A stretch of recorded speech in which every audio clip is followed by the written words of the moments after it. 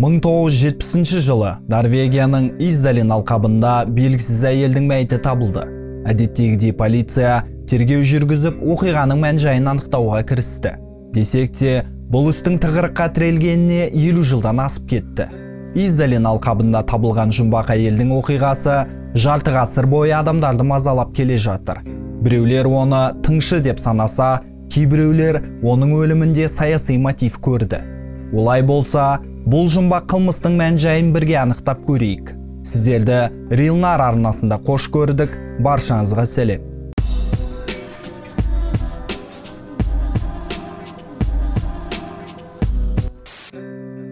29 қараша 1979 жылы Норвегия Берген қалашығының қасында орналасқан Издален алқабында екі қызымен серуендеп жүрген ер азамат күйіп кеткен әйелдің мәйітін тауып алады.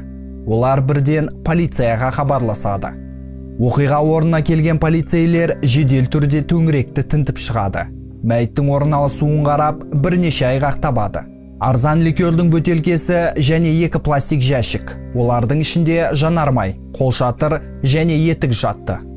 Бірақ қайтыс болған әйелдің ешқандай құжаты болған жоқ. Және бір қызығы, оның киімінде ешқандай таңбаша болмады. Біреу әдейі қырқып тастағандай. Оған қоса әйелдің мәйіті күйіп кеткен күйде жатты. Бірақ қасында оттың іздері болған жоқ. Сонда оны өртеп, осы жерге әкеліп тастаған ба? Бұл істің жұмбақтары көбейе бастады. Тергеу басталмай жатып, тығырыққа тірелді. Полицейлер не істерін білмеді. Арадан 3 күн өткесін ғана тергеу алға жылжығандай болды. Берген вокзалының зат сақтау камерасында 2 шамадан табылды. Оның ішінде ақша, киім, жасанды шаш, күннен қорғайтын көзәйнек және блокнот болды. Аталмыш заттардағы саусақ іздері қайтыс болған әйелдің саусақ іздерімен сәйкес болып шықты. Бірақ тергеушілер қайтыс болған әйелдің кім екенін анықтай алмады. Шамадандарда ешқандай құжат болған жоқ. Ертесі мәйіттің сараптама нәтижелері дайын болды. Жасы шамамен 25-30 аралығындағы жұмбақ әйел ұйқы дәрісіне уланып өлген. Одан бөлек тұншықтырғыш газға да әбден уланған. Оның өкпесін күйе басып кеткен еді.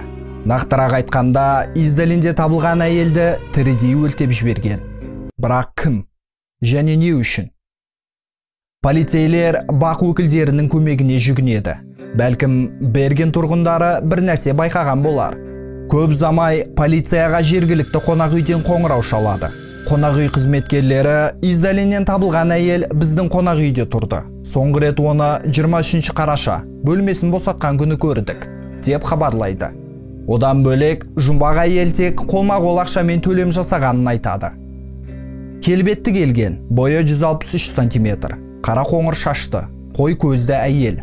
Жұмбақ әйелдің сипаттамасы тергеу барысына тигізер пайдасы болмады. Полиция шамаданнан табылған блокнотты зерттеуге кірісті.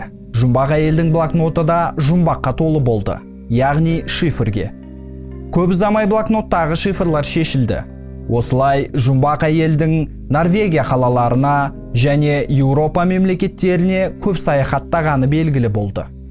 Ол түнеген қонақ үйлерге әртүрлі есімдермен тіркеліп, әртүрлі кейіпте жүрген анықталады. Яғни куәгерлер оны бірсе қара шашты, бірсе сары шашты деп сипаттады. Бірсе шала ағылшынша сөйлейтін, бірсе немісше сөйлейтін деп айтты. Әртүрлі кейіпті жамылған жұмбақ әйел тыңшы болған ба? Ол не мақсатпен саяхаттап жүрді? Оны кім және не үшін өлтірді? Қысқасы, тергеу тығырыққа тірелген сайын сұрақтар көбейе берді.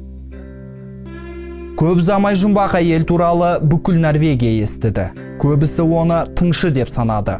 Десек те, жұмбақ әйелді қырғи қабақ соғысының құрбаны деп санағандары да болды. Бұл іске қатысты барлық айғақтар мен ақпараттар Интерполға табысталды. Бірақ одан да нәтиже шыққан жоқ. Издаленнен табылған жұмбақ әйелдің ісі жабылмаған күйде қалды. Және өлімінің ресми себебін өзіне қол жұмсау деп қалдырды. Жұмбақ әйелді 1971 жылы Молиндаль мазаратына жерледі. Бір қарағанда жаңа айғақтар мен ақпараттар табылмағасын жұмбақ әйелдің ісі тоқтатылған деуге болады. Немесе біреулер бұл істің осылай жабылуына ықпал етті ма? Бұл сұраққа әлі ораламыз. 2016 жылы жұмбақ әйелдің ісін қайтадан тергеуге кірісті. Издаленнен табылған әйелдің оқиғасы туралы бүкіл әлем естігесін, ғалымдар мен журналистерден құралған топ жұмбақ әйелдің ісін зерттеуге кіріседі.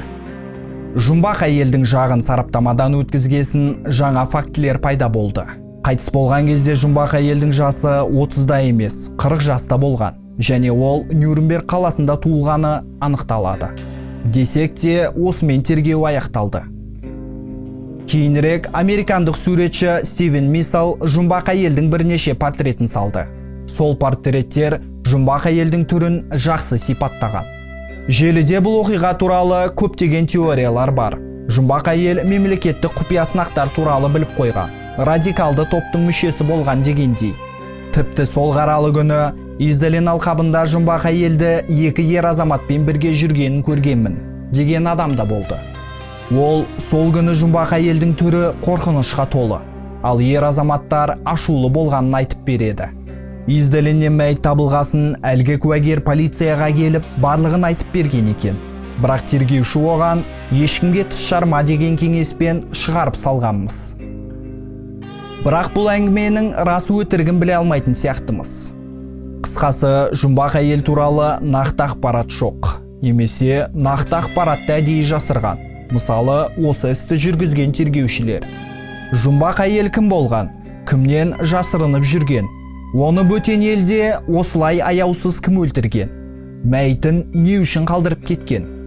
Бейбіт, тыныш Норвегияда мұндай қылмыс үлкен шу көтеретіні айдан анық.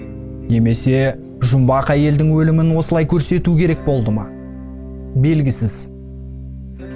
Бәлкім бір күні бұл оқиғаның шындығы ашылатын шығар. Ал менде бүгінге осы. Өз пікірлеріңізбен комментарийде бөлісіп кетіңіздер.